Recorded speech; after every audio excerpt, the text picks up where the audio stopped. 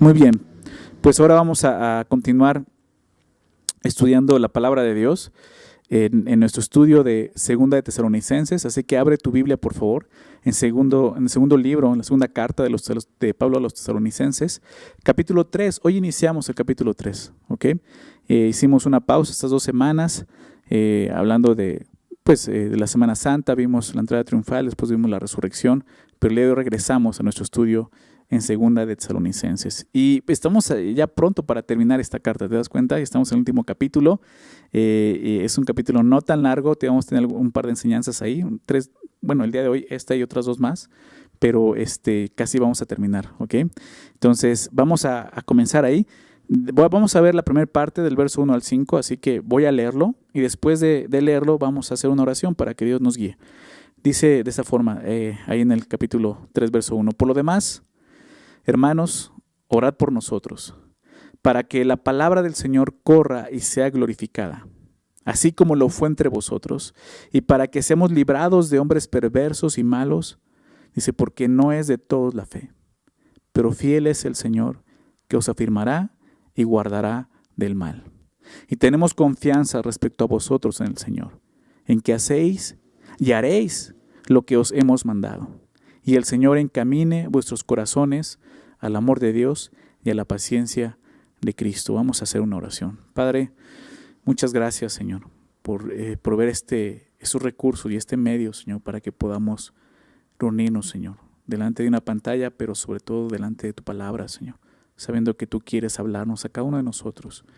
Y eso es lo que te pedimos, Señor. Sabemos que necesitamos de ti, de tu Espíritu, que nos enseñe, Señor. Necesitamos de aquel que inspiró esas palabras y que nos dé entendimiento de ellas. Así que te pedimos, Señor, que sea tu Espíritu Santo con nosotros. Quita toda distracción, Señor, que pueda haber en este momento, Señor, ahí en casa, aún en nuestra mente, Señor, cosas que puedan estarnos distrayendo.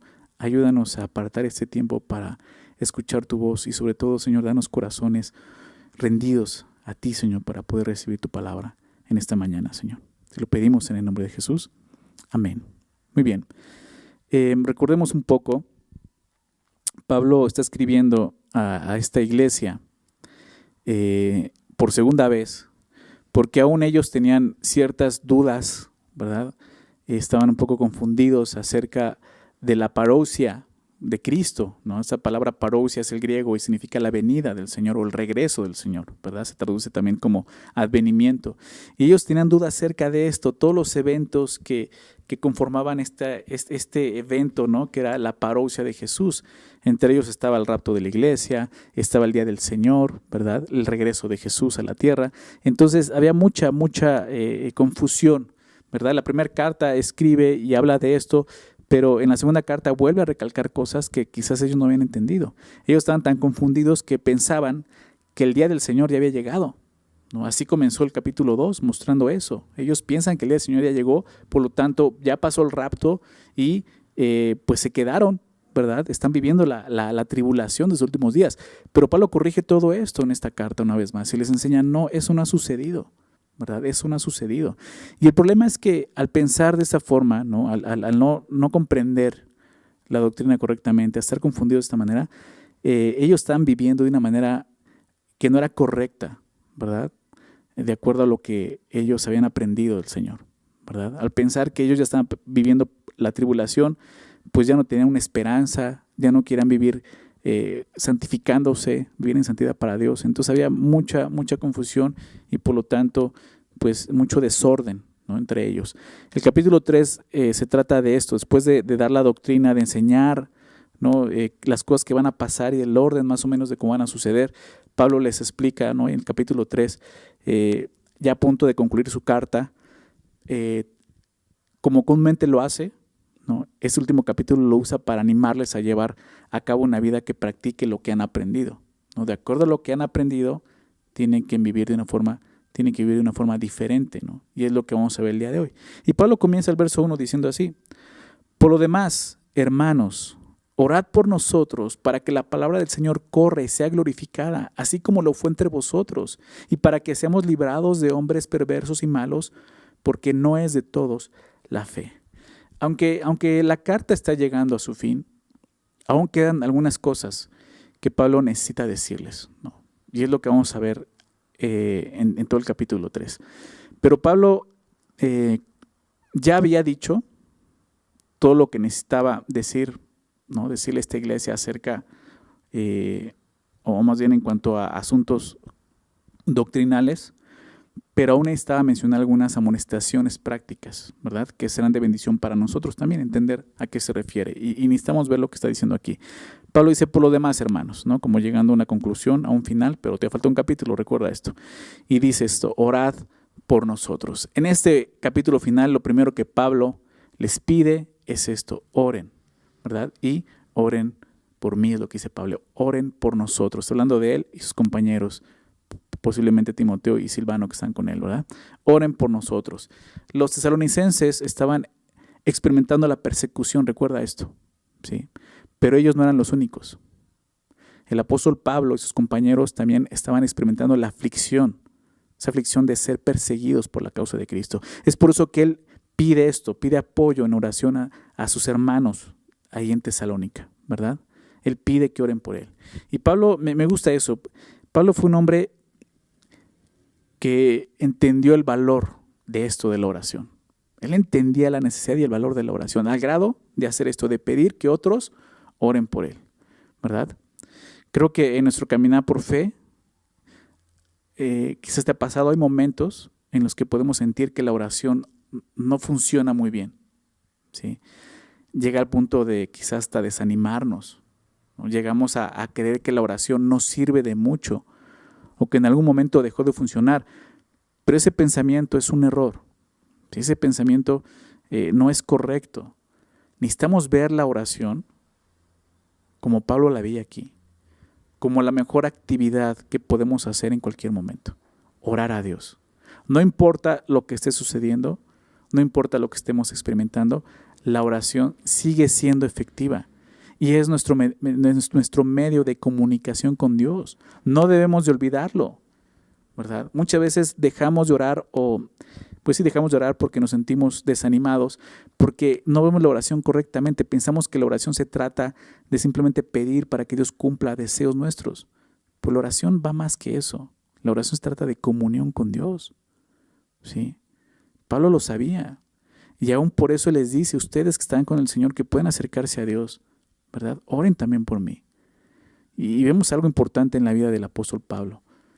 Él era lo bastante humilde y honesto para pedir que oraran por él. El apóstol Pablo ha sido un ejemplo de fe y de entrega para millones de cristianos en toda la era, ¿verdad? Fue el hombre que Dios usó para comenzar a esparcir la semilla del evangelio en el mundo antiguo. Todos como creyentes admiramos a este hombre, pero no debemos de olvidar que fue eso, un hombre. Fue un hombre, como todos nosotros, un hombre con necesidad. Y fue tan humilde que no le daba pena, no se avergonzaba de mostrar su necesidad. Él pedía que otros oraran por él, porque lo que necesitaba, ¿no? Es lo mismo que quizás nosotros también estamos necesitando el día de hoy, ¿verdad? Nosotros también tenemos necesidades, también necesitamos que otros oren por nosotros, porque somos hombres y mujeres con necesidad, somos humanos, ¿verdad? Y necesitamos eso. Entonces, no caigamos en pensar que no necesitamos que otros oren por nosotros, ¿sí? Eso puede ser orgullo, ¿sí? No sientas pena o vergüenza de mostrar tu necesidad. ¿Sí? Busca a hermanos, obviamente hermanos maduros en la fe, ¿verdad? Con los cuales puedas pedir esto, necesidad en oración, ¿sí? Pedir tus peticiones. Es lo que hace Pablo, ¿no? Y a continuación vemos lo que Pablo pide. Y realmente son dos cosas y muy específicamente.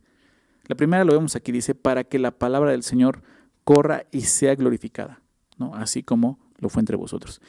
La palabra del Señor corre, es lo que Pablo pide. La petición de Pablo no es egoísta, ¿verdad? Él no está pidiendo un beneficio propio, ¿sí? Esta petición está vinculada con el ministerio que Dios le ha dado, con el llamado que él ha recibido de Dios.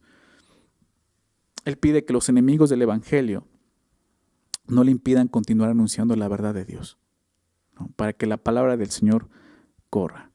Prácticamente lo que pide es que el evangelio se extienda, siga extendiéndose y que produzca efecto en los que la escuchan.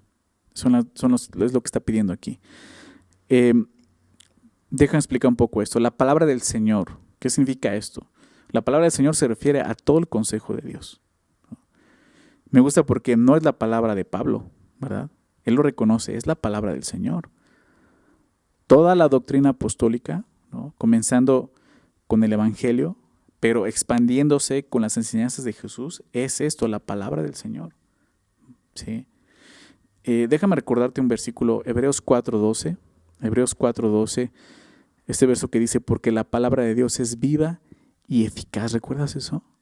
La palabra de Dios es viva y eficaz y más cortante que toda espada de dos filos y penetra hasta partir el alma y el espíritu, las coyunturas y los tuétanos y discierne los pensamientos y las intenciones del corazón.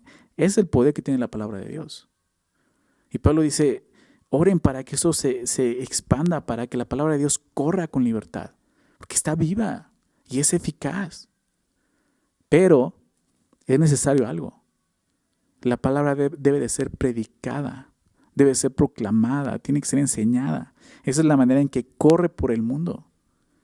Eso es lo que el apóstol Pablo le está pidiendo, que oren, que la palabra de Dios sea divulgada y difundida.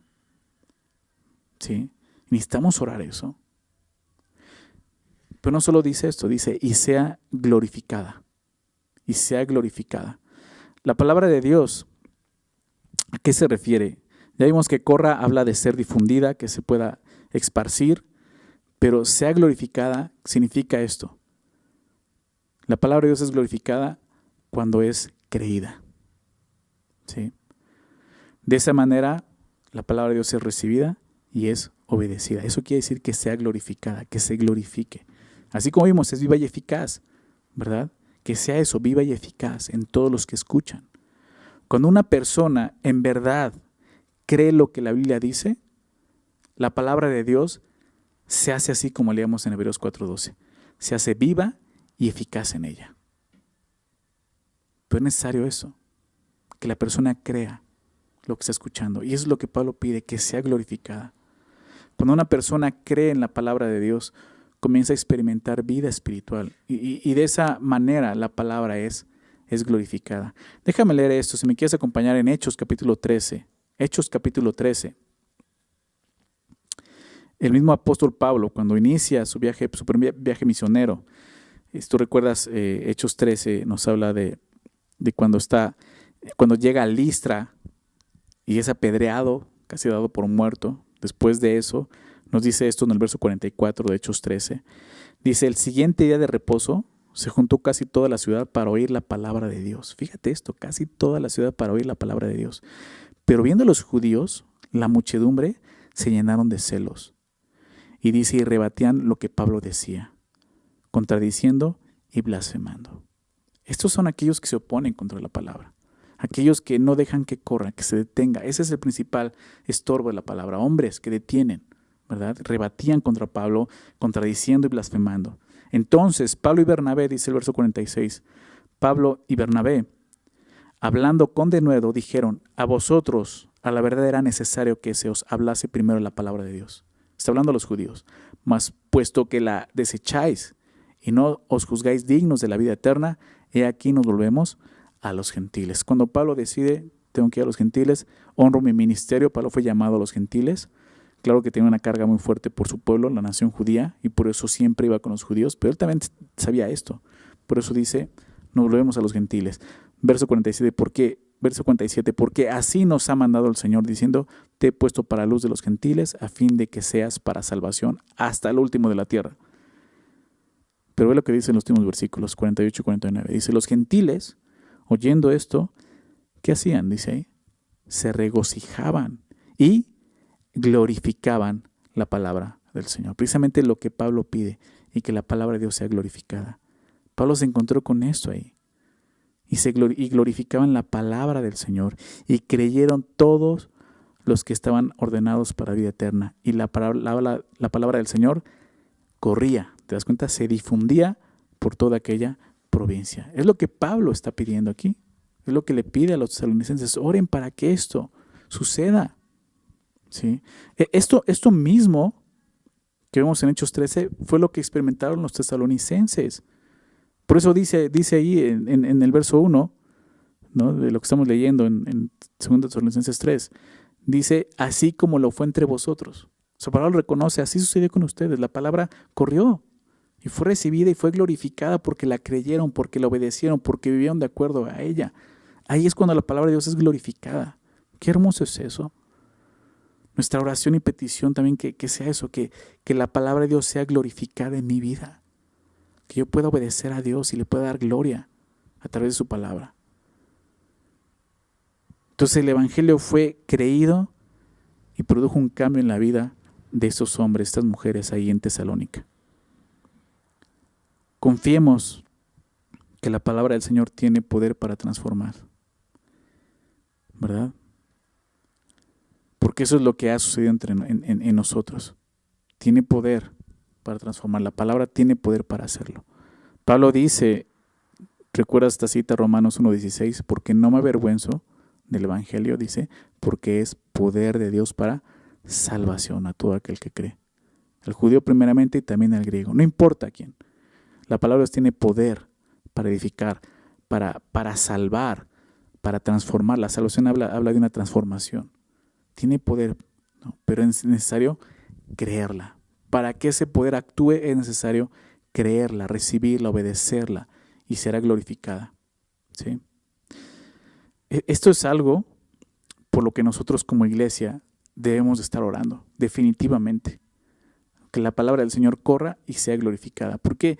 Porque es muy triste ver que en muchas iglesias cristianas, quizá en la mayoría de las iglesias del día de hoy, la palabra de Dios no corre con libertad y por lo tanto no es glorificada. Las iglesias no están siendo alimentadas con la palabra de Dios. Qué triste es eso. Desde ahí la palabra no está corriendo como debe de ser. Y por consecuencia los creyentes no viven de acuerdo a la palabra y no pueden glorificarla, ¿verdad? Pero, ¿qué tanto estamos orando por eso? Tenemos que orar. Quizás Dios va a tener que quitar esos hombres y levantar hombres que enseñen realmente la palabra de Dios. Pero tenemos que orar nosotros como iglesia eso. Que la palabra de Dios corra con toda libertad y sea glorificada en su iglesia. La palabra, como te decía, tiene poder de dar vida. Tiene poder. Yo creo eso, tiene poder. Porque yo he visto eso en mi vida. Tiene poder. Por ella, fíjate, o sea, ve lo que la Biblia enseña. Por ella, por la palabra de Dios, fueron creados los cielos y la tierra, ¿verdad? Y dice no solo eso, dice que por ella, por la palabra de Dios es sostenido todo el universo. Pero es necesario que corra. El gran error de la iglesia ha sido reemplazar la palabra de Dios por entretenimiento. Esa es la verdad. Muchos pastores han olvidado que nuestro llamado no es divertir a las ovejas, sino alimentarlas. Dejar que la palabra de Dios corra y sea glorificada en sus vidas. Esta tarea no es única del pastor. La tarea de que la palabra corra y sea glorificada es tarea de todos los que hemos creído en Jesucristo. Oremos, así como Pablo le está pidiendo a ellos, oremos para que la palabra corra y sea glorificada. Pero empezando por nosotros. Anunciemos, proclamemos, propaguemos la palabra de Dios a todo el mundo. Mostremos la palabra de Dios. ¿Okay? La segunda parte de esta petición, Pablo en el verso 2 dice así, para que seamos librados de hombres perversos y malos, ¿no? Como mencioné anteriormente, la oración de Pablo no es egoísta, aunque parte de ella era que fuera librado de sus enemigos. No es egoísta, ¿por qué? Porque lo que principalmente obstruía que la palabra corriera y fuera glorificada era esto, la oposición de esos hombres perversos y malos, como menciona el texto. Hombres que detenían. Pablo lo dice en Romanos, con injusticia, la verdad. Así como Dios usa hombres para anunciar la palabra, ¿no? Pablo, Timoteo, Silvano, Satanás también usa hombres perversos y malos para oponerse a la obra de Dios. Eso es real. Sabemos, Jesús lo dijo, que Él viene a robar, matar y destruir. Y sabe que una forma muy clara de destruirnos es arrebatando la palabra de Dios de nuestros corazones. Por eso es que Pablo está diciendo esto. Oren también para que Dios nos libre de esos hombres. Estos hombres buscan detener el resultado de la palabra. ¿Recuerdas cuál es el resultado? Glorificar a Dios, que sea glorificada. Estos hombres se oponían y trabajaban para impedir el progreso del evangelio. Qué triste es eso, ¿no? Una y otra vez el apóstol Pablo se encontró con ese tipo de hombres. No debe de extrañarnos que también nosotros nos encontremos con personas así, que buscan detener la propagación del evangelio. Pero al igual que Pablo, debemos de orar para ser librados de este tipo de personas. ¿Sí? Por eso te decía, la oración de Pablo puede sonar aquí en ese momento egoísta, pero no lo es. ¿Por qué? Porque está pidiendo esto por un motivo muy importante, que es esto, que la palabra de Dios corra. ¿Sí? Pero al final del verso 2 dice algo muy interesante. Dice, ¿por qué no es de todos la fe? ¿Sí? Claro, está hablando de la fe en Dios. Los que han creído en Jesús, dice, no todos han creído, lo sabemos. Si los tesalonicenses, al igual que no sabemos entender algo, no todos van a creer. Esa es la realidad. Dios quiere eso, sí. La Biblia declara completamente que el anhelo de Dios, su deseo es que todos los hombres sean salvos, que todos los hombres vengan al arrepentimiento, que todos los hombres vengan al conocimiento de la verdad, pero no todos van a hacerlo. ¿Por qué? Porque Dios no quiere, no. Porque no todos los hombres quieren. Por eso dice, porque no es de todos la fe. Reconociendo esto, estos hombres malvados no están creyendo en Jesús y quizás nunca van a creer en Jesús, ¿verdad? Pero hay esperanza siempre. Pablo está diciendo que estos hombres perversos y malos no eran creyentes. Y era evidente que no eran, pues, de la familia de la fe. El mensaje del evangelio, como lo veíamos, es poder, ¿verdad?, de Dios para salvación, pero lo es para los que lo creen, para todo aquel que cree. Se hace efectivo solamente en aquellos que tienen fe. Pablo le está enseñando que aunque el mensaje es poderoso, es necesario que el hombre lo crea para que ejerza el poder de transformar corazones. Claro que esos corazones perversos y malignos que vemos aquí pueden ser transformados en corazones bondadosos y llenos de gracia, pero primero deben de creer el mensaje de salvación. ¿Sí? Aunque muchos no son de la fe, quizás muchos no crean o vayan a creer, nosotros tenemos que seguir predicando el evangelio. Quizás a ti te pasó. Quizás también tú, con tu pecado, antes de conocer al Señor y entregarle tu vida, tú también con tu pecado obstruías la palabra, obstruías que corriera, quizás en tu propia casa, con tu familia. Quizás ellos ya habían creído y tú no. Y tú te burlabas y tú los hacías callar. Pero ahora has creído en Jesús. Esto tiene que animarnos a seguir orando, ¿verdad? Lo que esos hombres perversos y malos necesitaban era precisamente creer en el evangelio que tanto odiaban. Qué absurdo, ¿verdad? Pero así es. Ellos necesitaban a Cristo, necesitaban arrepentirse. Un gran ejemplo de eso es precisamente el apóstol Pablo. Porque él, conocemos su testimonio en Hechos 9, él era un perseguidor de la iglesia, él perseguía a los cristianos, quería detener la palabra de Dios. Cuando se encuentra con Jesús se da cuenta de su horror. Se rinde al Señor y ahora es un hombre que predica la palabra de Dios, enseña la palabra de Dios, sufre por esto, sufre de aflicciones por predicar el evangelio, pero él mismo dice, oren para que esto no se detenga. El mundo necesita esto. En nuestros días el mundo necesita que la palabra de Dios corra con toda libertad, que el poder de Dios se manifieste en la vida de hombres y mujeres, que sea glorificada en ellos. Oremos por esto. Vamos a continuar. Verso 3. Este versículo es como una transición en este pasaje, ¿no? Porque Pablo viene hablando de su ministerio, ¿no? Pide que oren por él, por lo que está pasando, estos hombres que están deteniendo la verdad, que no permite que el evangelio corra libremente, que sea glorificado en la vida de las personas, ¿no? Él mismo pide que oren para que sean librados de estos tipos de hombres, pero en este versículo ahora va a pasar a hablar de ellos, ¿no? Un poco hablando de lo que él está expresando en los primeros versículos. Dice, pero fiel es el Señor, que os afirmará y guardará del mal. Pero fiel es el Señor. Viene hablando de la infidelidad de unos, ¿verdad? Porque no de todos es la fe, pero fiel es el Señor. Entonces, Pablo hace mención de uno de los atributos más hermosos del Señor Jesús. Él es fiel. Él es fiel. En toda ocasión y en todo tiempo puedes confiar en esto. Dios es fiel. No dudes de eso. En el momento en que tú dudes de la fidelidad de Dios, ya no estás creyendo en Él. Porque la Biblia declara que Él es fiel. Nada ni nadie altera la resolución y la determinación de Dios. Es lo que está diciendo. Él es fiel, va a cumplir sus propósitos, lo que ha prometido. Lo va a hacer porque Él es fiel. No debemos de pensar que la causa, como vimos ahorita, de que muchos no han creído, es porque Dios ha dejado de ser fiel. No creas en eso. ¿Sí? Aunque muchos no crean en el Señor, eso no altera su fidelidad para con todos. Dios es fiel y en la salvación del creyente es fiel. Y también va a ser fiel en la condenación del incrédulo. Dios es fiel. De las dos maneras va a ser fiel.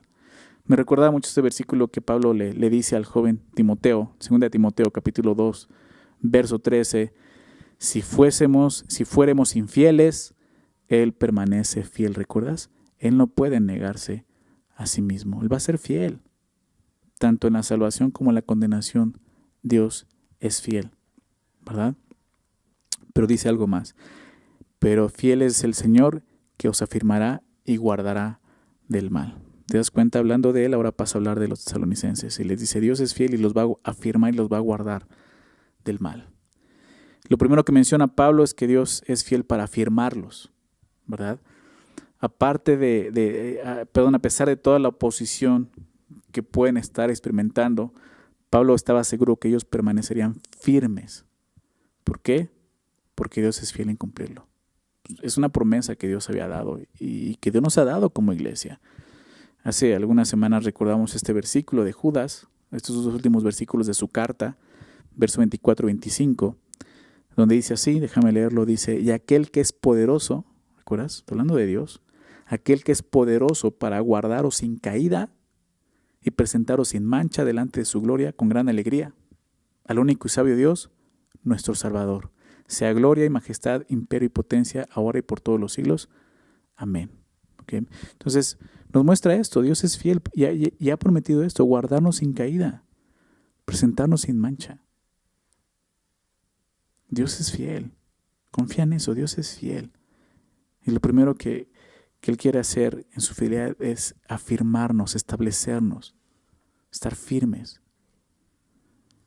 Y lo segundo es que Dios es fiel en guardarnos del mal, es lo que dice, ¿no?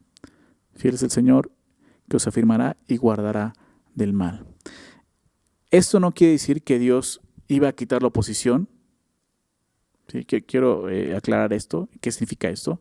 No quiere decir que Dios va a quitar la oposición, porque entonces los tesalonicenses y Pablo no tendrían por qué estar sufriendo oposición, así de sencillo. ¿Por qué no la quitó desde un principio? ¿Verdad?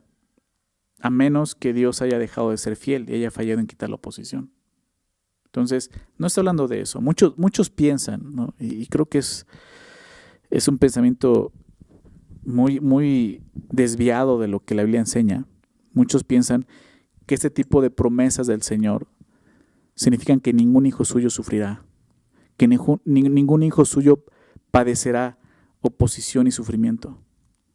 Pero si así fuera, ¿por qué su unigénito hijo sufrió y padeció por hombres perversos y malos?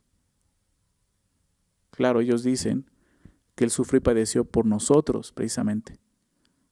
¿No? Este tipo de enseñanza y doctrina es Jesús murió para que tú ya no sufrieras, ¿verdad?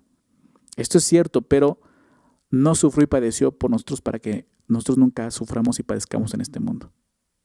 Jesús sufrió y murió en una cruz para que nosotros no suframos la condenación eterna, principalmente.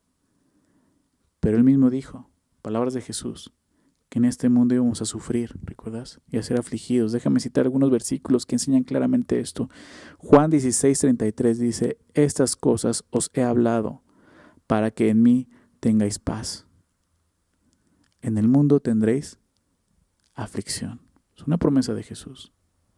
¿Se dan cuenta? Acabamos de ver este atributo hermoso de Jesús, pero fiel es el Señor. Pues ve lo que dice Jesús, el Señor, en el mundo tendréis aflicción. Pero confiad, yo he vencido al mundo, ¿verdad? Jesús, claro, en el momento le enseñó a sus discípulos eso. A mí me han aborrecido, a ustedes también lo van a aborrecer. ¿Por qué? Porque el mundo ama lo suyo, ¿verdad? Pero lo que no es de él lo va a aborrecer. Y nosotros ya no somos de este mundo, somos de Dios. Es normal que pase esto. Fíjate lo que el apóstol Pablo le dice, anima a algunos creyentes, ¿no? Cómo animaba a las iglesias. En Hechos 14:22 les dice, confirmando los ánimos de los discípulos, exhortándoles a que permaneciesen en la fe y diciéndoles, fíjate, le está confirmando, exhortando, animando. Es la palabra exhortar, significa animar a permanecer. ¿Cómo? Es necesario que a través de muchas tribulaciones entremos en el reino de Dios. ¡Wow! ¡Qué ánimo! ¿Verdad? Pues esperamos que dijera, no se preocupen, sigan adelante, nada los va a tocar, nada les va a hacer daño. Dios va a guardarlos de todo. No, Pablo sabe que eso es mentira.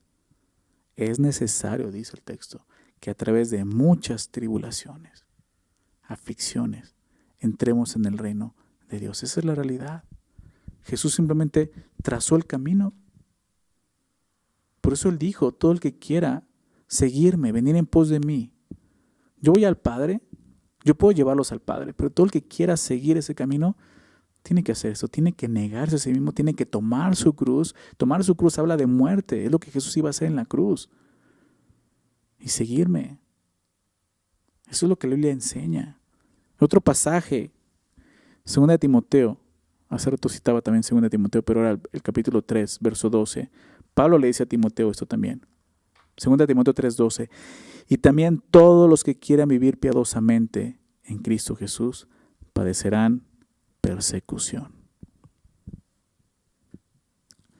La Biblia habla acerca de esto. Si los tesalonicenses querían vivir piadosamente para el Señor, iban a vivir persecución. Si tú y yo queremos vivir piadosamente para el Señor, vamos a experimentar persecución. ¿Por qué? Porque este mundo nos va a aborrecer. Eso es lo que la Biblia enseña acerca de este tema, ¿no? Pero entonces, ¿de qué está hablando Pablo? ¿Por qué pide esto? Más bien, ¿por qué dice esto? Que el Señor en su fidelidad nos guardará del mal. Pensar que Dios nos guardará del mal, pensar que eso significa que los creyentes estaremos exentos de aflicciones y tribulaciones en este mundo, es contrario a lo que la Biblia enseña sobre la aflicción. Los pasajes que acabamos de leer muestran exactamente lo contrario. Por lo tanto, esa interpretación es errónea. No está diciendo eso. Entonces, ¿qué significa esto? Que Dios nos guardará del mal. Creo que tiene dos significados, ¿no? Que van a la par, están totalmente relacionados. El primero lo vemos en otro ejemplo, en la oración de Jesús, conocida como el Padre Nuestro. ¿Recuerdas cuando los discípulos le piden a Jesús, enséñanos a orar, ¿no? En Lucas. Pero quiero que lo veamos en Mateo 6, verso 13, que es al final, quizás te lo sabes de memoria. Dice así, Mateo 6:13, no nos metas en tentación, mas líbranos del mal, ¿verdad? Líbranos del mal. En Mateo, Jesús no se está refiriendo a ser librados del daño que alguien puede ocasionarnos. Porque es muy claro lo que está hablando. No nos metas, dice, en tentación. Está hablando de la tentación. Está hablando de que la maldad no nos gobierne. Líbranos del mal, ¿verdad? De llegar a cometer pecado, a sucumbir en la tentación. Líbranos de eso. Pablo lo dijo de esta manera a los Romanos 12:21. Romanos 12:21 les dijo, no seáis vencidos de lo malo, ¿verdad? Eso es lo que sucede, que el mal te venza, sino vence con el bien el mal. Creo que eso tiene que ver cuando dice que seamos librados o que seamos guardados del mal, que el mal no nos gobierne, no nos gane, ¿verdad? Otro pasaje, 1 Corintios 10:13, probablemente te lo sabes. 1 Corintios 10:13, no os ha sobrevenido ninguna, dice el texto, tentación que no sea humana. Pero fiel es Dios, nuevamente esa palabra, fiel es Dios, que no os dejará ser tentados más de lo que podéis resistir. ¿Sí? Esa es una promesa de Dios donde dice, yo sé hasta dónde puedo resistir. No voy a permitir que seas tentado más que eso. No voy a permitir que el mal te gobierne hasta un punto donde tú no puedas, sino que dará también juntamente con la tentación la salida para que podáis soportar. De eso está hablando. Y el segundo significado de esto, de guardar del mal, que decía que está relacionado, es que Dios nos guardará del mal que realmente pueda destruirnos. ¿Sí? Sí, Pablo pide que sean librados de los hombres perversos y malos. ¿Sí? ¿Por qué? Porque están obstruyendo el correr del evangelio, que la palabra de Dios sea glorificada. Pero Dios nos guardará realmente de aquello que nos pueda hacer daño. Porque a veces el sufrimiento y la aflicción, por muy horrible que parezcan, son aquellas cosas, precisamente aquellas cosas que nos ayudan a bien. ¿Verdad? Romanos 8:28, ¿recuerdas? A los que amamos a Dios, todas las cosas ayudan para bien. Y muchas veces son esas cosas, el sufrimiento y la aflicción. No todo el sufrimiento es malo para el creyente. Debemos de entender eso en la palabra de Dios. No todo el sufrimiento es malo. Mucho del sufrimiento es una ayuda para que los creyentes podamos ser hechos conformes a la imagen de Jesús. ¿Verdad? El propósito de Dios en nuestras vidas.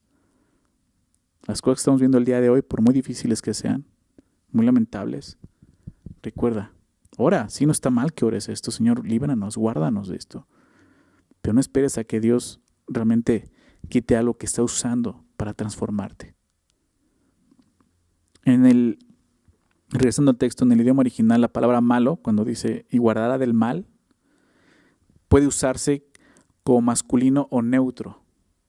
Si se toma como neutro, se está refiriendo a ser guardados de cualquier especie de mal, como lo traduce nuestra versión, ¿verdad? Líbranos del mal, la Reina Valera 60. Pero si se traduce como masculino, se estaría refiriendo a ser guardados del maligno, precisamente de Satanás.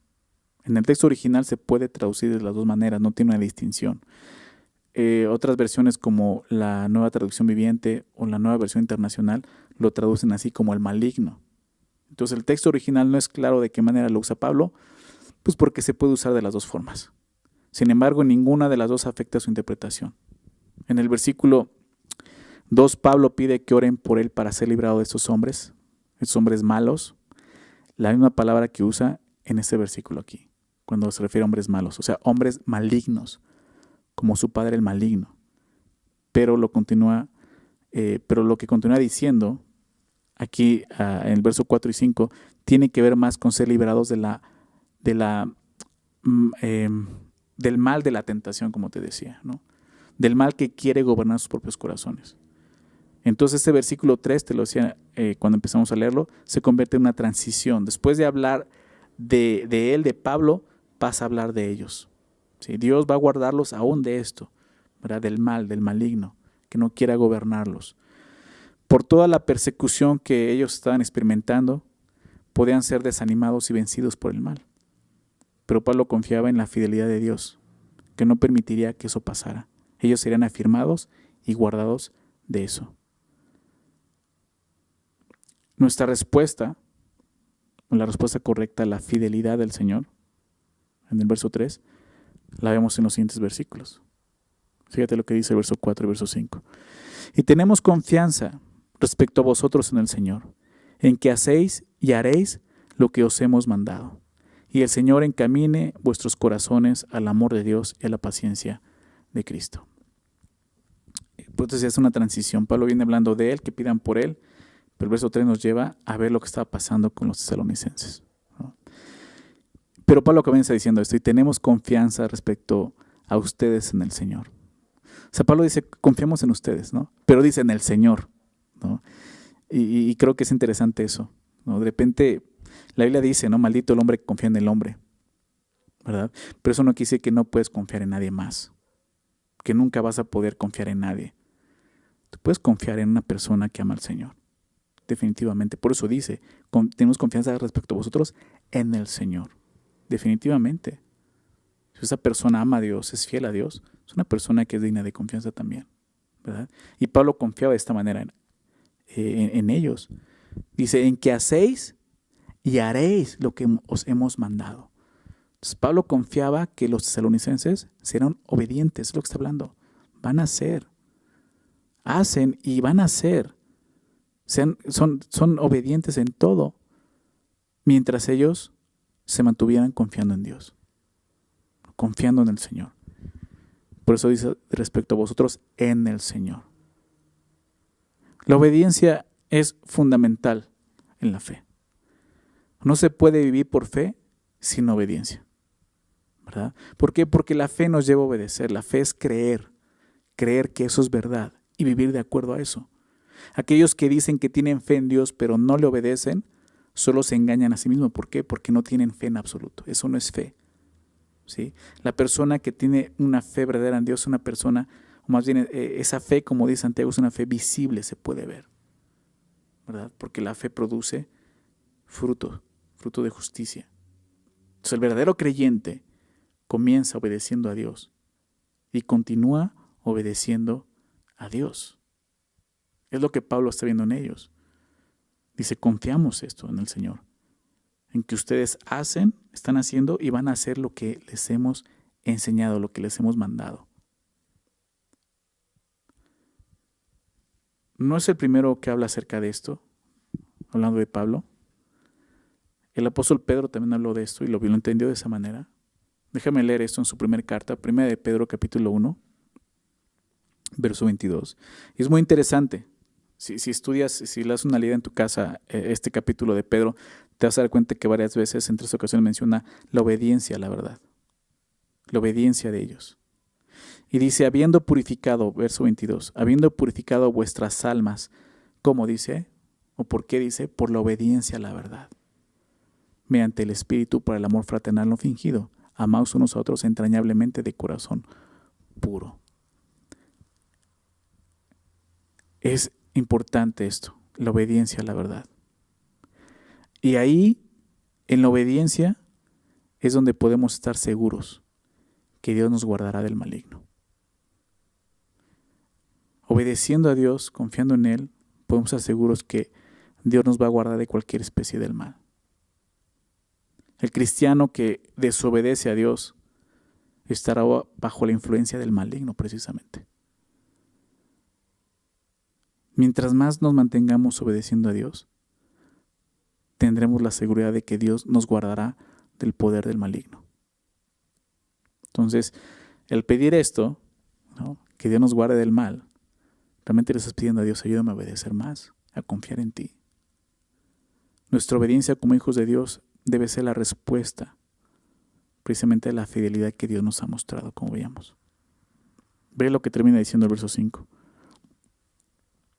Y el Señor encamine vuestros corazones al amor de Dios y a la paciencia de Cristo. Por último, Pablo pide que el Señor encamine o conduzca, no habla de eso, el corazón de cada creyente. El verbo tiene el sentido, este verbo encaminar, de dirigir, pero enderezando el camino, quitando los obstáculos para que puedan seguir adelante. El Señor se va a encargar de eso, te va a librar de eso, de aquellas cosas que te pueden hacer tropezar, toda especie de mal, aún del maligno. Y me recordaba, y quizás lo recuerdas, este versículo, Proverbios 3, 5 y 6, definitivamente, el Señor encamine vuestros corazones, Proverbios 3, 5 y 6, fíate. ¿Cómo comienza? Confía, cree, fíate de Jehová, dice, de todo tu corazón, que Dios encamine vuestros corazones. Y no te apoyes en tu propia prudencia, reconócelo en todos tus caminos, que Dios encamine, ¿verdad? No dice que encamine en tu trabajo, que te encamine en tu familia. Dice que encamine tu corazón, cualquier lugar que vayas, ¿sí? ¿Por qué? Porque Él enderezará tus veredas, ¿recuerdas? Reconócelo en todos sus caminos y Él enderezará esas veredas. Creo que es el pensamiento de Pablo aquí también, ¿verdad? Pablo está diciendo, el Señor va a abrir un camino, va a encaminarte, va a abrir un camino, y dice, este camino no es para los pies, sino para el corazón. Un camino abierto a la voluntad de Dios, que puedas conocer su voluntad y su dirección, ¿verdad? Pero ese camino tiene un destino, fíjate lo que dice, al amor de Dios y a la paciencia de Cristo. El camino tiene la dirección hacia esto, el amor de Dios. Un camino libre de obstáculos para experimentar y mostrar el amor de Dios. Jesús dijo esto, en esto conocerán todos. En Juan lo dijo, en esto conocerán todos, creyentes, no creyentes, que son mis discípulos, en que se amen unos a otros. Por eso dice que sean encaminados, dice Pablo, al amor de Dios. ¿Sí? Y recordaba mucho este versículo también de Juan 14, 21. El que tiene mis mandamientos y los guarda, habla de obedecer, ¿verdad? El que los tiene, no puedes guardarlos si no lo tienes. El que tienes la instrucción, la doctrina, la enseñanza, pero ahora que tienes que hacer, guardarlo. El que tiene mis mandamientos y los guarda, ese es el que me ama. El que me ama será amado por mi Padre, y yo le amaré y me manifestaré a él. El amor de Dios estará en él. Y es lo que Pablo está pidiendo al Señor, que el Señor encamine vuestros corazones al amor de Dios. Y dice, y a la paciencia de Cristo. Ese mismo camino los llevará a experimentar la paciencia del Señor, la paciencia de Jesús. Y piensa en eso. O sea, podemos ver la vida de Pablo y podemos ver su paciencia. Muchas veces a los corintios les muestra todo lo que ha vivido, ha sido paciente. Pero el mayor ejemplo de paciencia es el del Señor. Ese mismo camino los llevará a experimentar la paciencia de Cristo. No existe más grande ejemplo de paciencia que este, la paciencia de Jesús. Toda la humildad y obediencia de Jesús estuvieron sostenidas por su paciencia, por esto. Claro que vemos pasajes como Filipenses 2, ¿verdad? Vemos como Jesús, desde que descendió de su lugar celestial y tomó un cuerpo humano, se hizo siervo y murió en una cruz, todo el tiempo fue humilde, fue obediente, pero todo eso mostró su paciencia. Jesús fue paciente. Jesús no vino como un adulto, Jesús nació en un pesebre, en un bebé. Siendo Dios, fue paciente, 30 años. Y después de eso, 3 años de ministerio y morir en la cruz. El término que se traduce como paciencia se refiere a la capacidad para soportar en medio del conflicto. Pablo pide esto, que Dios los encamine, que encamine sus corazones. Recuerdas que el corazón es el centro de la persona, su voluntad, sus pensamientos, sus deseos, sus decisiones. Dice que Dios encamine eso, sus corazones, al amor de Dios y a la paciencia de Cristo. Estas dos cosas, el amor de Dios y la paciencia de Cristo, eran precisamente lo que los tesalonicenses necesitaban para poder permanecer estables y firmes ante la oposición que estaban experimentando. Es lo que Pablo termina pidiendo aquí. Muchas cosas que aprendemos de esto, ¿verdad? Pablo está preparando el terreno para hablar y corregir cosas que están sucediendo, pero les recuerda esto y pide esto, que el Señor los encamine correctamente. Pero es necesario que oremos para que la palabra de Dios corra, para que la palabra de Dios sea creída, obedecida y sea glorificada en cada uno de nosotros. Es necesario que oremos para que esos hombres que la detienen sean quitados, ya sea creyendo, no, o simplemente haciéndonos a un lado. Y recordando esto, Dios es fiel. No dudes de eso. Aún en ese tiempo, es un tiempo difícil para nosotros, Dios sigue siendo fiel. Y Dios va a seguir cumpliendo esto, va a seguir afirmando y guardándonos del mal. Pero necesitamos confiar en Él. ¿Verdad? ¿Cómo? Obedeciendo, respondiendo de la forma correcta, confiando en Él, siendo obedientes a todo lo que Él nos muestra y nos enseña. Dios sigue siendo el mismo, ¿verdad? Ayer, hoy y por los siglos, dice la palabra. Y Él quiere seguir haciendo esto, encaminar tu corazón, mi corazón, nuestro corazón hacia su amor, siendo pacientes como Cristo lo fue. Aprendamos de esto, ¿ok? Vamos a terminar dando gracias a Dios y haciendo una oración. Cierra tus ojos. Señor, muchas gracias, Padre, por tu palabra. Llega en el momento justo y hablamos de ella el día de hoy. Tiene poder, Señor, poder para salvar. Y no solo cuando creímos la primera vez, sino el día de hoy creyendo en ti, tú nos sigues rescatando, Señor, de nuestro pecado, Señor, de nuestras malas decisiones. Gracias, Señor, porque sabemos que tú eres aquel que nos está encaminando. Y te pedimos eso, Señor, encamina nuestros corazones, Señor, hacia tu amor y la paciencia de Cristo, Señor. tu palabra pueda correr con toda libertad, Señor, en nuestra vida principalmente.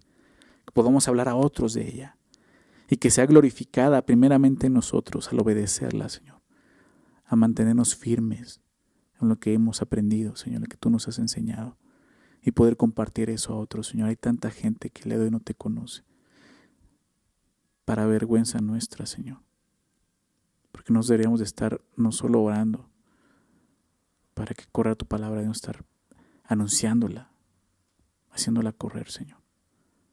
Por favor, ayúdanos, Señor. Tú eres fiel, lo vimos hoy. Tú eres fiel. Tú eres fiel, Señor, para mantenernos firmes. Y eres fiel para guardarnos, Señor, aún de la tentación, de la maldad, del maligno. Ayúdanos, Señor, a responder en obediencia por fe a lo que tú nos enseñas, Señor. Gracias, Señor, por tu palabra. Gracias, Señor, porque nos animas a vivir correctamente, Señor.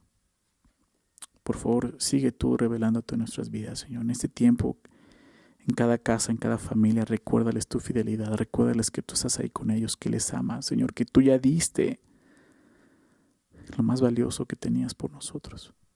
Eres fiel, Señor. Gracias, Padre. Te amamos y te bendecimos. En el nombre de Jesús. Amén.